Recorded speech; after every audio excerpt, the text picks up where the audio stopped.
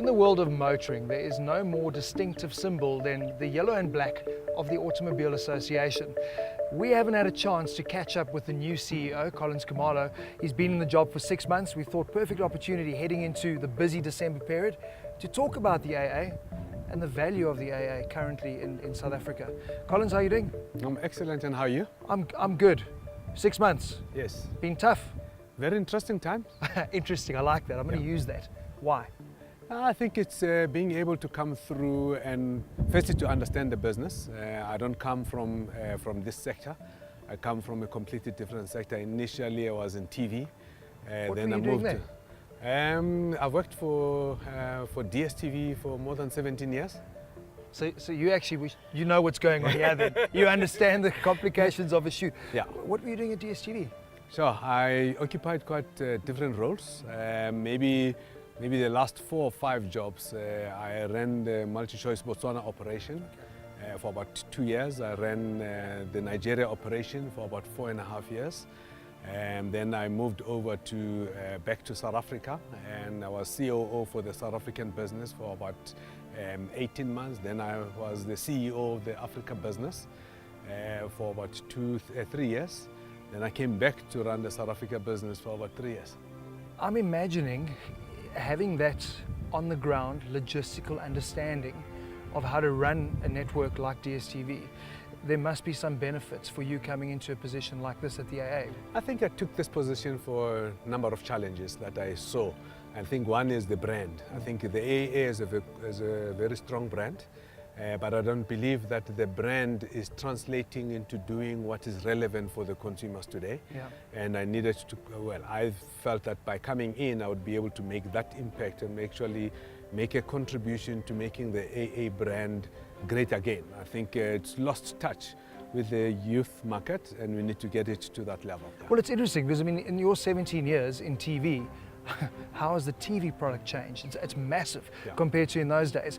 And that is the question for what is the relevance for the AA? Because when I was growing up, I mean, everyone was subscribed to the AA. We had our little route guides, we had our membership, and if there was a problem, we called the AA to assist us. But obviously nowadays, we've got our phones with our maps, we've got service plans, the roadside assistance. So what is your vision then? How do we make the AA brand relevant to a new motoring market? I think what we needed to do is we started by looking at where's the business at and what are the services that we're providing out there to the consumer. And we then said, where is the gap? And I think the biggest challenge at the moment is identifying those opportunities in a fast changing environment with all of the technology that's coming in, where initially one was looking at and saying is, you know what, all I need is to take the vehicle from one place to the other. Now is to say what kind of value-added services one can be able to provide. But most importantly, not just provide products, but actually provide services that are useful to the consumer. And what are those products and what are those services is something that we are in the process of defining. But there's some of those that are quite clear in my mind, like for example, being able to say, if you're stuck on the road, we shouldn't just come to you and offer you a tow. We should come to you and offer you a product where we will be in partnership with other players, like transporting you to your place of work. We take over the vehicle and we actually just look after it and make sure that it gets sorted out so that when you leave, service. The bottom line is being able to provide those services to that market and to the consumers. I suppose what is amazing though, I mean, you're taking over a brand, been in South Africa since 1930, global brand, so it immediately comes with respect. Yes. It's got a reputation. Do you think that possibly there is a strength for the AA as well, that you become like, almost like the ombudsman for everything that's motoring related? Any questions you want to know, any advice you need, is there not a possibility for the AA to fulfill that role? I think to a large extent, some of the key things that I believe and maybe the strength of the brand is the trust that people have in the brand. And that trust can be translated into a lot of products and services that will enable the user or the motorist out there to be able to say, you know what can I do differently? And I think one of my perspective, one of the bigger challenges is the cost of motoring. Sure, yeah.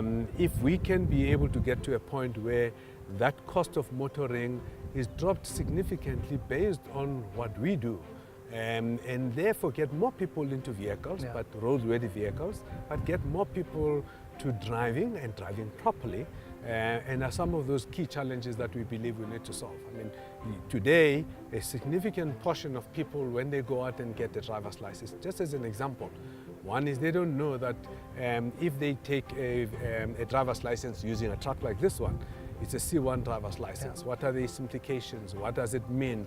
What's the cost in terms of how do I get my insurance to give me a C1 driver's license and the implications around that? Where do they find that info? Exactly. We as the AA want to be the first port of call for people to go when they have any motor-related question. And what that will then require us to make sure that our platform, our technology, our services is able to provide those services to our customers and members. Yeah. Collins, we must also talk about the fact that, I mean, the AA traditionally wouldn't have been something that the emerging market would have been aware of. Yes. You know, they were informal transport. Now suddenly that is the biggest portion of our population. That's the growth. Yes. These are the people buying cars for the first time. Yes. That must be an exciting opportunity to tap into that market Yes. that is now exposed to cars for the first time. It is a massive opportunity, and if I were to sort of give you an illustration, an example, go back to 1994, prior to the country getting its independence or becoming a free country. Very few people own cars. In fact, very few women own cars. Yeah, that's true. So if you now fast forward to 2017 and going forward, more people have access and can be able to buy cars. Yeah. And secondly, more people would then want to use as a transport mechanism. So the opportunities are plenty.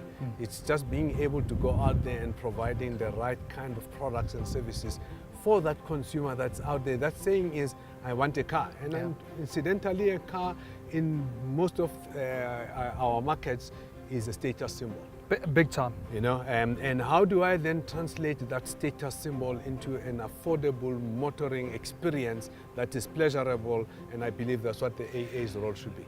You see, this makes me very happy because I think, unfortunately, there's so much misinformation. It's like, I want the status, but I don't actually understand the ownership cost that goes with that status. So Yes. I think that's a massive opportunity. What was your first car? I mean, are you a petrol head? Because now you say I've come from a totally different industry, now I'm in the motor industry, but Yes.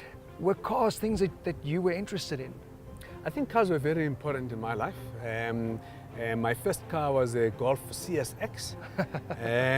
What were they, so they would have been Golf, was that Golf 2 or Golf 3? 2. Golf 2. Yes. Very nice. And and quite interestingly, I've grown used to that VW brand. Yeah. And most of my vehicles that I've owned up to so far, and I think I've owned up to 8 VW cars alone. Wow. So loyal, I think, like the AA. Yes, yes, yes. And pressure job. Yes. Do you have time off? How do you get away from this to actually give yourself a bit of freedom and clear the mind? Got a couple of escapes. One is I go on holiday Not your quite wife. a little bit. Yeah, no? Go on holiday quite a bit, but I do a lot of reading. I enjoy reading, and that's one of my biggest escapes. I mean, Wow, I wake up that's very cool. early, but I also do a lot of walking. I walk at least every weekend, about 10 Ks a day That's on a amazing. Saturday and Sunday, and then I play a little bit of squash, which I've been doing quite for the last 10-15 years. Interesting you talking about the reading, Yes. because there are brands that are no longer. You talk about things like Kodak, and Yes. people thought when Kindle came out, books and libraries were going to be a thing of the past. Yet society has pushed back. Yes. They want those things that add value, that they have an actual quantifiable feeling for. Yes. Very similar to the AA, things that have been there for a long time, but it's key Yes. that we tap into the youthful market, Yes. that they appreciate and understand. Sounds like you've got it covered. Yeah, look, I think it's we are cognizant of some of the challenges. We know that some of the manufacturers are bringing out self-driving vehicles.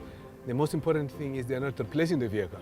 You know, all they're doing is they're giving us more time to be able to do different things inside the vehicle. So the future that we're looking forward to is a future that will be a self-driving motor vehicle, but it will still transport you from point A to point B, which then means that the kind of members that we will have as an organization is going to change quite drastically.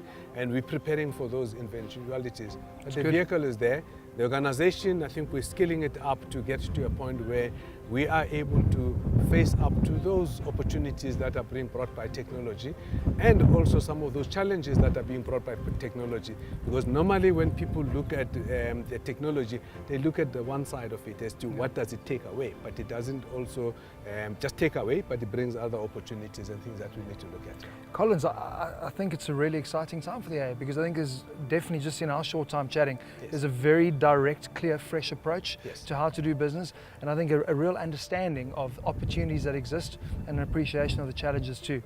Thank you for your time, for joining us on Insight here on Ignition. It's been great to meet you. No, thank you very much, and I look forward to enjoying the show.